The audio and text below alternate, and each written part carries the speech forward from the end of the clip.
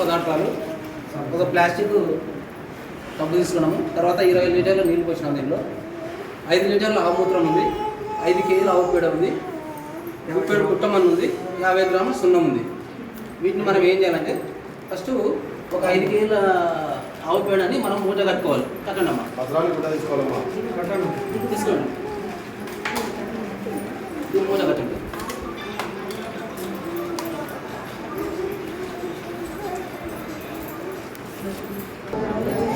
ఈ విధంగా మనం మూట కట్టుకొని 5 కేజీల ఆవు పేడని పతలాని గుడ్డలో మనం వీటిని 20 లీటర్లు ఈ విధంగా వేలాడేసినాం కదా.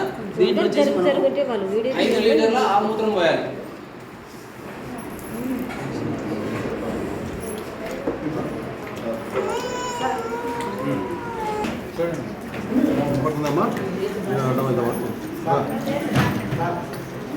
చూడండి 5 లీటర్ల ఆవుమూత్రం పోసినాం. దీంట్లో వచ్చేసి మూత్రం వేస్తాం. మనం ఒక పిడికెడు పుట్టమన్ను వేసుకోవాలి. పుట్టమన్ను కానీ గట్టుమన్ను కానీ వేసుకోవచ్చు.